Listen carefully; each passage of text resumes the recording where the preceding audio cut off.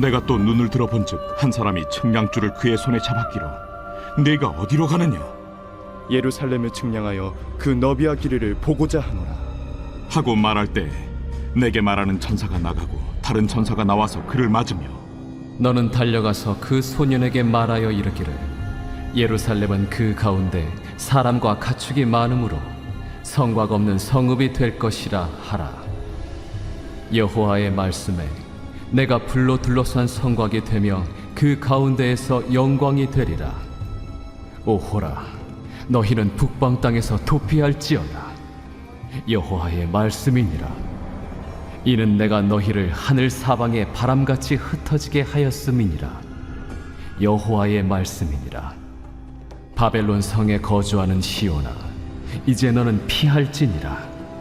만군의 여호와께서 이같이 말씀하시되 영광을 위하여 나를 너희를 노략한 여러 나라로 보내셨나니 너희를 범하는 자는 그의 눈동자를 범하는 것이라. 내가 손을 그들 위에 움직인즉 그들이 자기를 섬기던 자들에게 노략거리가 되리라 하셨나니 너희가 만군의 여호와께서 나를 보내신 줄 알리라. 여호와의 말씀에 시온에 따라 노래하고 기뻐하라. 이는 내가 와서 내 가운데에 머물 것임이라. 그날에 많은 나라가 여호와께 속하여 내 백성이 될 것이요 나는 내 가운데에 머물리라. 내가 만군의 여호와께서 나를 내게 보내신 줄 알리라. 여호와께서 장차 유다를 거룩한 땅에서 자기 소유를 삼으시고 다시 예루살렘을 택하시리니 모든 육체가 여호와 앞에서 잠잠할 것은 여호와께서 그의 거룩한 처소에서 일어나심이니라 하더라. 할렐루야. 온라인 말씀 묵상에 함께 하신 여러분을 주님의 이름으로 환영하고 축복합니다. 오늘 하루도 말씀 가지고 승리하시기 바랍니다. 1차 바벨론 포로 귀환한 이스라엘 백성들이 시작한 성전 건축이 16년간 방해하는 사람들로 인해서 멈춰지게 됐죠. 이제 16년 만에 성전 건축을 다시 시작하면서 하나님께서 학개와 스가랴를 통해서 이스라엘 백성들을 격려하고 그간 괴로움을 당한 이스라엘 백성들을 위로하였습니다. 오늘 본문 2장은 실제로 그 성전 건축이 어떠한 모양으로 구체화될지를 알려주는 말씀인데요. 크게 세 장면으로 말씀을 나눠서 한번 살펴보도록 하겠습니다. 첫 번째는 성전이 세워질 예루살렘의 복된 모습에 대하여 말씀하시는 부분입니다. 1, 2절 말씀입니다. 내가 또 눈을 들어본즉 사람이 측량줄을 그의 손에 잡았기로 내가 어디로 가느냐 물은즉 그가 내게 대답하되 예루살렘을 측량하여 그 너비와 길이를 보고자 하노라 하고 말할 때에 스가랴는 측량줄을 손에 잡은 사람을 보았습니다. 스가랴가 그가 어디로 가는지 물었습니다. 그가 말했습니다. 예루살렘을 측량하여 그 가로 세로를 너비와 길이를 재보겠다. 즉 측량줄을 가진 사람이 예루살렘의 크기를 측량하는 모습을 보여준 겁니다. 이는 성전이 세워진 예루살렘이 얼마나 복된 모습일지를 환상으로 보여주기 위함인데요. 그때 천사를 통해서 이 예루살렘에 대한 메시지가 선포되는데 4절과 5절 보시면 이르되 너는 달려가서 그 소년에게 말하여 이르기를 예루살렘은 그 가운데 사람과 가축이 많으므로 성곽 없는 성읍이 될 것이라 하라. 정말 특이하고 중요한 말이 등장합니다. 성곽 없는 성읍이 될 것이다. 성곽 없는 성읍이 될 것이다. 이렇게 말합니다. 성곽이 무엇입니까? 성곽은 이렇게 성의 경계를 정해주는 거죠. 그런데 본문에서 보니까 성곽이 사람과 가축이 많으므로 성곽이 없는 성읍이라고 했습니다. 너무 많아서 사람과 가축이 사방 경계를 지을 수 없도록 그렇게 무한 확장되는 그런 공간이 된다는 겁니다. 그만큼 이 예루살렘 성이 하나님의 은혜와 복이 무한대로 넘치는 곳이 될 것이라고 말씀해 주는 겁니다. 그런데 이 예루살렘을 성곽 없는 성으로만 말하지 않고 또 하나 더 말했는데요. 이 성곽이 없다면 이렇게 확장은 가능하지만 외부로부터의 공격은 막기 어렵지 않습니까? 성곽은 성의 경계를 지어주는 곳이기도 하거든요. 또 외부 침입으로부터 성을 지키는 역할을 하는 곳이 성곽입니다. 이 부분에 대해서 5절에 보시면 여호와의 말씀에 내가 불로 둘러싼 성곽이 되며 그 가운데 영광이 되리라. 하나님께서 직접 내가 불로 둘러싼 성곽이 될 것이다 라고 말씀하십니다. 이 불은 성을 보호하는 불입니다. 악한 것들이 침입할 때 심판의 불로 태워버리는 그런 불입니다. 그리고 그 가운데 하나님께서 영광이 되시기 때문에 성에 거주하는 이스라엘 백성들에게는 등불이 되는 불인 겁니다.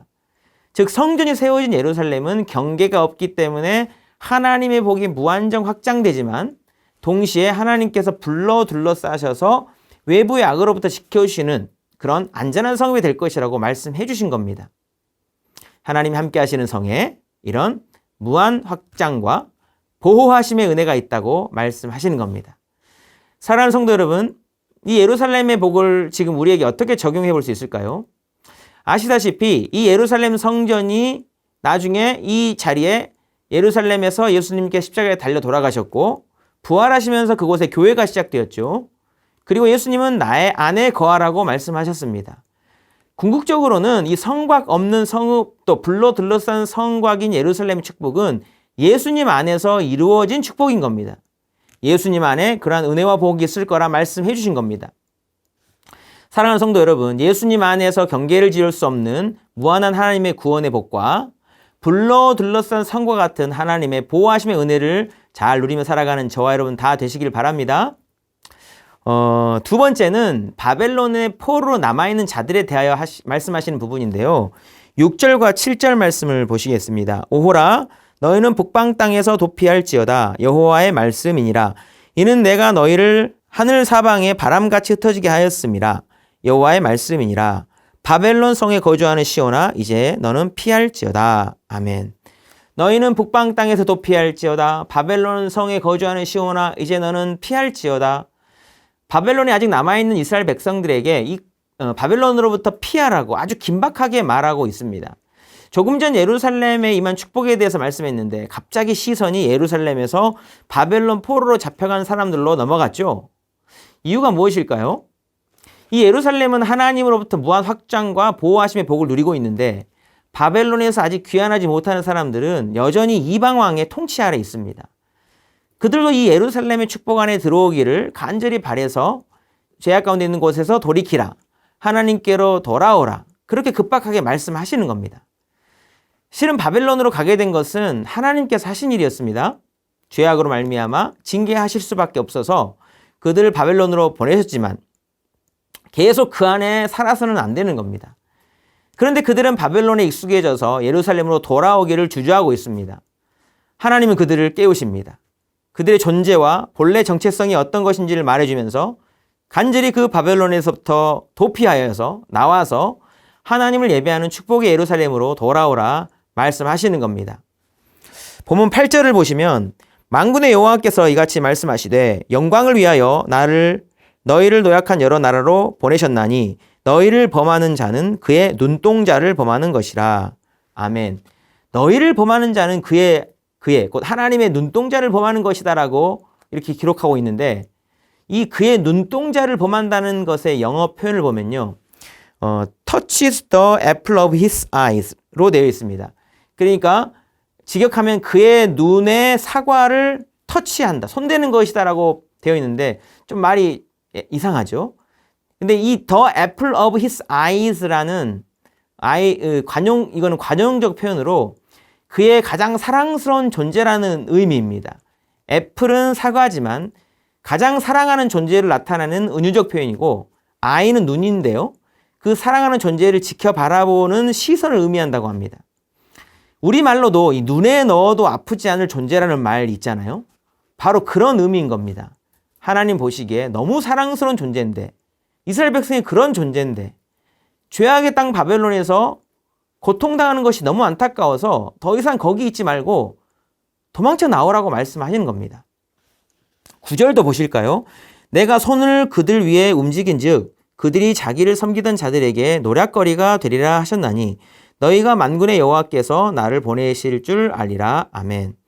하나님의 손이 나왔습니다.